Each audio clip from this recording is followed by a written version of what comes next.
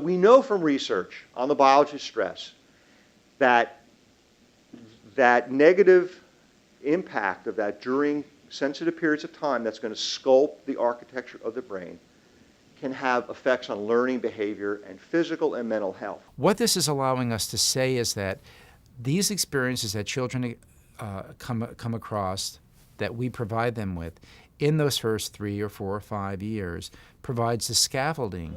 Doesn't guarantee a perfect life later on, but it, in a sense, is an insurance policy. Some experiences are more important early in life than later in life, and therefore it argues for investing in what happens in those first 3 to 5 years. So persistent stress changes brain architecture. Let me show you this. We know that there are changes in the structure of the nerve cell that's responsible for communication, for the ability of children to respond in their world. This is a typical neuron sitting in the prefrontal cortex. This is a neuron that after it undergoes chronic stress during development, this is the way it ends up. So toxic stress results in architectural changes of fewer connections.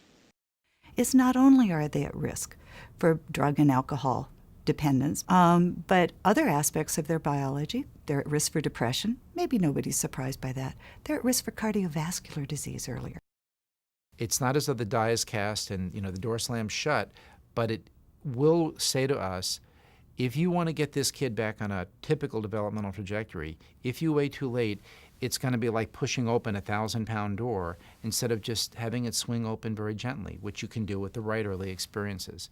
The second is, as we understand how experience affects the brain, we're in a better position to do two things: to identify as early in life as possible kids who are at risk for falling off a typical developmental trajectory.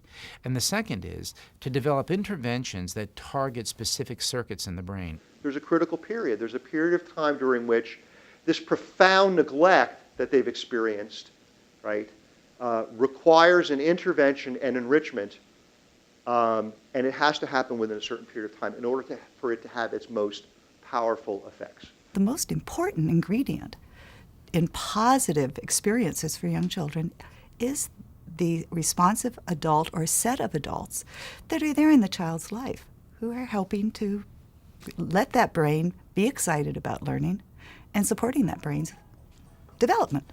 In addition to trying to focus on getting to the most at-risk populations as soon as possible, and that would be before birth. If I had to just focus on dealing with the situations after birth where you have an infant or you have a toddler, that developing daycare systems where we rank them in terms of their quality, where we provide the resources to encourage them to hire the very best staff.